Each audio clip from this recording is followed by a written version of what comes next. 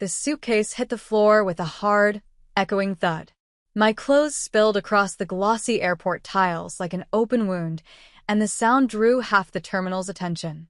"Don't bother picking it up." My father's voice cut through the noise, sharp, cold, commanding. "She's useless. I can't even afford an economy ticket." Before we begin, drop a comment and tell us where are you from and from which city you're watching our videos. And after watching the whole video, don't forget to tell us what would you do in this situation. Be honest, tell me in the comments below. We read every comment. Let's begin. A few people nearby turned to look. Some frowned, others chuckled softly, pretending not to notice the cruelty behind his words. My stepmother, Elaine, adjusted her diamond bracelet and smirked. Maybe she thought Spirit Airlines was too high-end for her. Her laughter blended with my half-sister Chloe's giggle, that same fake laugh she'd practiced her entire life to make her sound superior. "Dad, she probably spent all her money on that thrift store coat," Chloe sneered. My fingers clenched around the handle of the broken suitcase. I felt the heat crawling up my neck, the sting in my chest. It wasn't the first time they'd humiliated me, but this was the worst. Public. Deliberate. I looked at them, my so-called family, perfectly dressed, shining in luxury brands, dripping with arrogance. They looked like a magazine cover. And I looked like an outsider who had wandered into the wrong photograph. "Let's go," my father ordered, turning away from me as if I was nothing. "We don't have time for this." My throat burned, but I swallowed it down. I wasn't going to cry, not in front of them, not anymore. And then, before I could move, a deep male voice broke through the terminal hum. "Miss Harlow." Everyone froze. A man in a Navy pilot uniform approached, tall, early 40s, composed. The silver wings pinned to his chest caught the light. "Ma'am, your aircraft is ready. The crew's just waiting for your signal." My father turned around sharply, confusion etched across his face. "Excuse me, what aircraft?" The pilot looked at him briefly, then returned his attention to me. "The Gulfstream you're scheduled to take to New York, Miss Harlow. Your assistant already confirmed your arrival time." Gasps rippled around us. Chloe's mouth fell open. Elaine's smile faltered. My father blinked like he'd misheard. And I finally let myself smile. "Oh, perfect timing," I said calmly, brushing dust off my coat. "Thank you, Captain. Let's go." The man nodded and gestured toward the private terminal entrance. "This way, ma'am." I walked forward, every step deliberate. The click of my boots against the marble floor felt louder than their laughter ever had. For a split second, I stopped beside my father. His face was pale, his jaw tight. I leaned slightly toward him and whispered, "You were right, Dad. I can't afford economy." Then I smiled faintly, because I own the jet. His expression crumbled, and I turned away, walking toward the pilot as heads turned and whispers followed me. I didn't look back once. The automatic doors slid open, and a rush of jet fuel and cool air hit my face. My heart pounded, not from fear, but from the electric thrill of finally stepping into my own story. The sleek Gulfstream G700 gleamed under the sunlight like liquid silver. Its engines hummed quietly, waiting. The crew stood beside it in uniform, attentive, professional, my crew. The same kind of people I'd once served coffee to in first class. I turned slightly, just enough to catch a glimpse of my family through the glass wall behind me. They were frozen in disbelief, staring out from the terminal like spectators who suddenly realized the show had never been about them. My father's pride looked shattered, his posture awkward for the first time in my life. He had no idea how many nights I'd cried quietly, studying business strategies under the flickering light of a cheap apartment. How many rejections I'd faced while they called me a dreamer.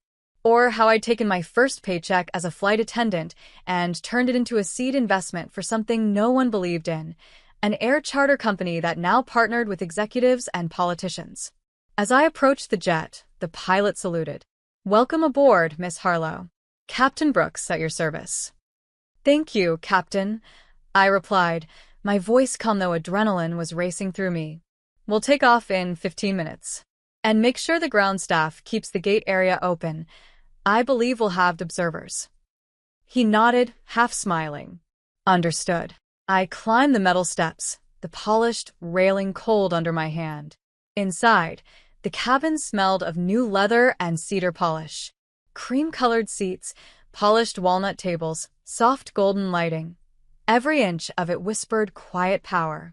As I sat down, I could still see my reflection in the oval window. The girl who used to scrub airplane trays at 3 a.m. looked back at me, but there was something new in her eyes now. Control. My phone buzzed. A message from Dad. "What's going on, Ava? Is that really your plane?" I didn't reply immediately. Instead, I watched a baggage handler load my suitcase into the cargo hold with care. The same suitcase my father had tossed aside minutes ago. Another text followed. "Come back.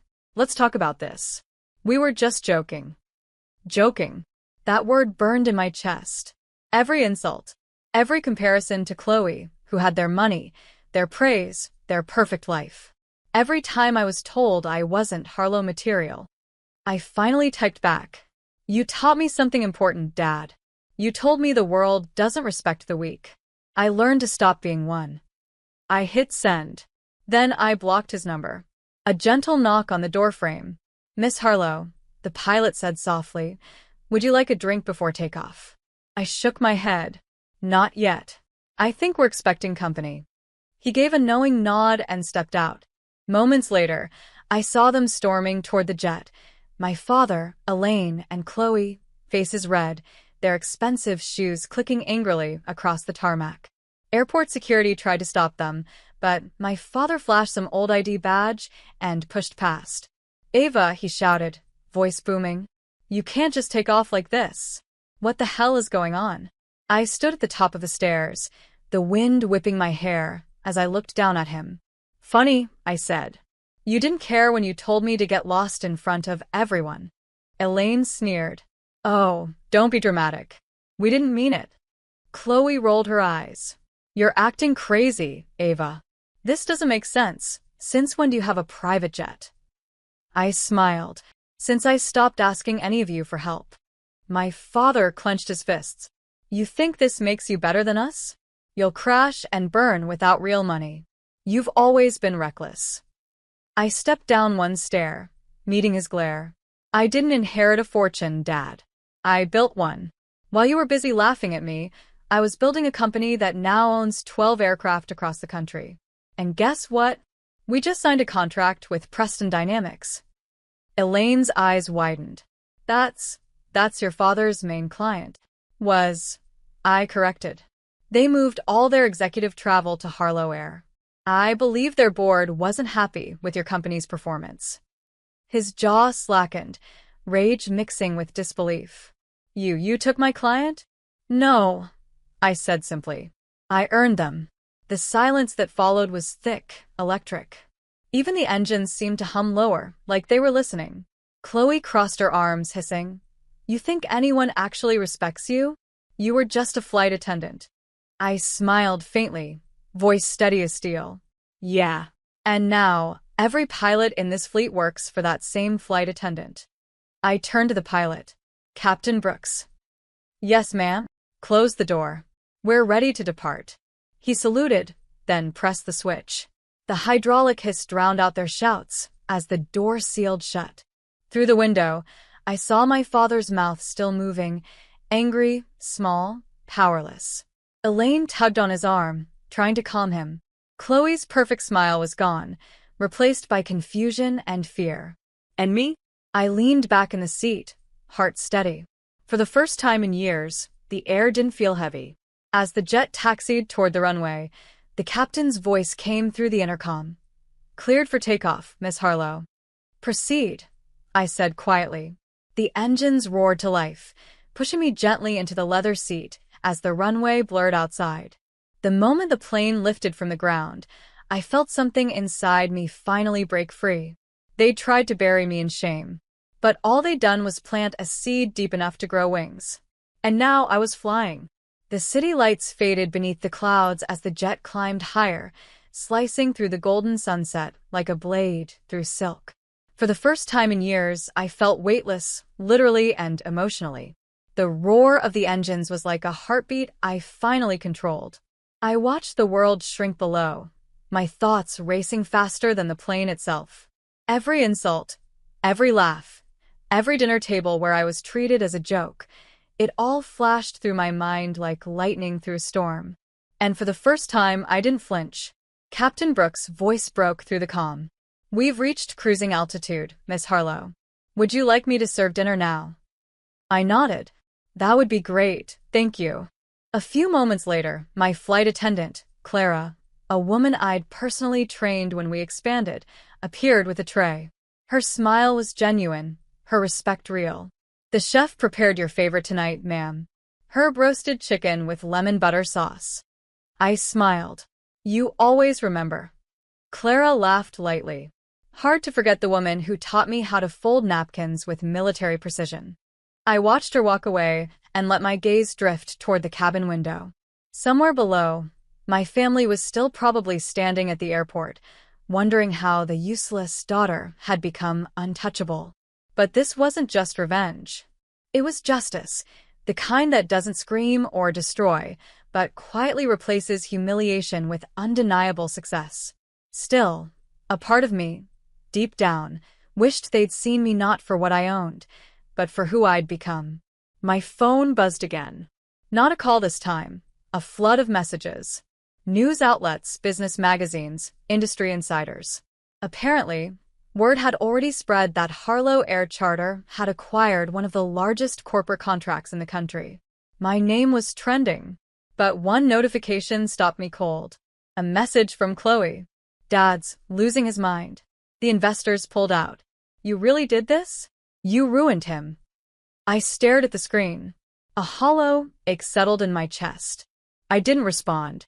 Clara returned with a glass of sparkling water. "Rough day." I gave a faint laugh. "You could say that." She hesitated, then said softly, "You know, some people need to lose something before they understand its worth."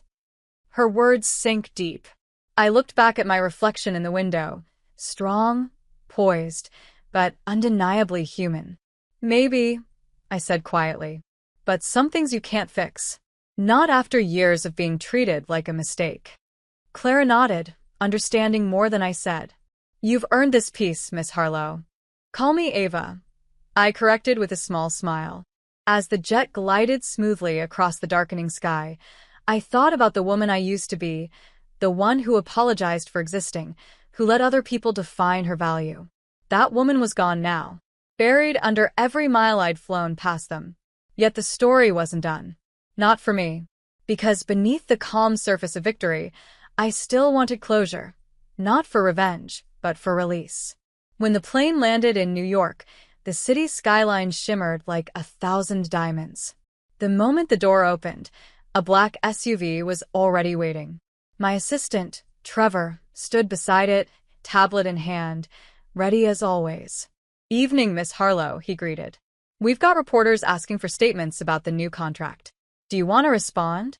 I thought for a moment, then shook my head. "Not yet." "Let them wonder." Trevor nodded, opening the car door. "One more thing," he said carefully. "Mr. Richard Harlow left a message with our PR office. He's asking to meet. Said it's urgent." I froze for half a heartbeat. Did he say why? "No. Just that he needs to talk before everything collapses." A bitter part of me almost laughed. Now he wanted to talk, when the empire he'd built by mocking others was crumbling. But another part of me hesitated. I sighed. Set a meeting for tomorrow. Neutral ground. Not his office, not mine. "Understood," Trevor said, jotting it down. As the car pulled away from the runway, the city lights washed over the tinted windows like fire. My reflection looked calm, but my pulse was wild. This wasn't just business anymore. This was everything that had been buried for years rising to the surface. The next morning, I arrived early at the glass-walled restaurant overlooking Central Park. The air smelled of roasted coffee and new beginnings. My reflection in the window looked ready. Not angry, not afraid, just steady. When my father walked in, I almost didn't recognize him. The arrogance was gone. His tailored suit looked the same, but he didn't wear it the same way. It hung heavier now. "Ava," he greeted, voice lower than I remembered. "Dad," I replied evenly. He sat down, eyes darting nervously to the waiter before back to me. "You blindsided me. My investors pulled out overnight. The contracts." I cut him off. "You mean the ones you built by stepping on everyone who trusted you?" He swallowed hard. "I know I wasn't perfect." "Perfect." I let out a sharp laugh. "You humiliated me at an airport yesterday. In front of strangers. That wasn't your first time either. I spent years believing I was worthless because of you." He leaned forward. "I didn't mean it like that, Ava. You were supposed to learn to be stronger." "No," I interrupted quietly. "You didn't want me strong. You wanted me small. Because a strong daughter doesn't make her father feel powerful." He stared at me, speechless. For once, the silence was mine to control. I exhaled slowly. "You don't owe me an apology. Just remember that respect is worth more than wealth. You taught me how cruel success can be. I just learned how to make it humane." He looked away, jaw tight, eyes glistening faintly. "You've changed." "I had to," I said, rising from the table. "Because you never believed I could." And as I walked out of that restaurant, the same city that once ignored me now seemed to nod in quiet acknowledgement. This wasn't the ending. This was the moment I finally stopped chasing their approval and started living my own life. The glass doors of the restaurant closed behind me, sealing off the world I'd spent years trying to escape.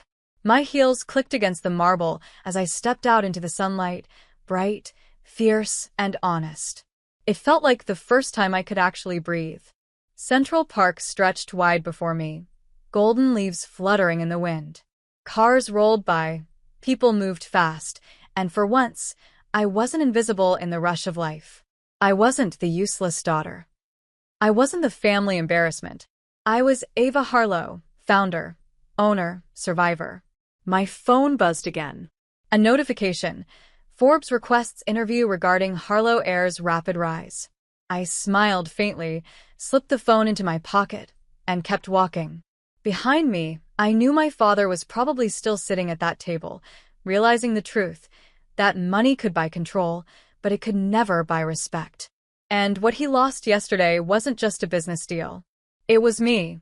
When I reached the car, Trevor was waiting with his usual calm efficiency. "Everything go all right, ma'am?" I hesitated, then nodded. "Better than I expected." He opened the door for me, but I paused, glancing toward the skyline. "Trevor," I said quietly, "remind me to arrange a meeting with the charity board next week. I want to start that scholarship fund for young women in aviation." His expression softened. "Of course, Miss Harlow. That's a good move." "It's more than a move," I replied. "It's the kind of future I needed when everyone told me I couldn't fly." As the car drove through the busy streets, I leaned back and watched the reflections of skyscrapers glide across the tinted window. They looked like silent witnesses to my rise, tall, unshakable, and still standing even after storms. But success wasn't about revenge anymore. It was about rewriting my own narrative, turning pain into power, humiliation into purpose. When I returned to the hangar later that evening, the sunset cast a golden glow over the row of jets bearing my company's logo, Harlow Air. Each one was a symbol of every night I spent doubting myself, every failure I turned into a blueprint for something better. Captain Brooks stood near the Gulf Stream, clipboard in hand. "Ma'am," he greeted with a smile. "Your father called the office again. I told your assistant to handle it." I gave a small nod. "Good. Let him learn to wait." He chuckled softly, professional as ever. "You've come a long way, Miss Harlow." I looked at the jet, the same one I boarded hours after being mocked, the same one that turned a public humiliation into a private triumph. "No," I said quietly. "I just finally stopped letting them clip my wings." The engines powered up below, steady hum filling the air. I climbed the stairs slowly, turning once to glance at the horizon. Somewhere out there, people were still laughing at dreamers, the ones like me who started from nothing. But the truth was simple. You don't need permission to rise. I stepped into the cabin, feeling the vibration of power beneath my feet. The cabin lights glowed soft amber as the engines roared to life. The pilot's voice came through the speakers. "Cleared for takeoff, Miss Harlow." "Take us up," I said, buckling in. The jet thundered down the runway, faster and faster until the ground fell away, the city shrinking to glitter beneath the clouds. My pulse raced with it, high, alive, unstoppable. I looked out the window, watching the world blur beneath me. The same girl they once called worthless was now flying her own empire. And this time, I didn't need anyone to clap. I had already won.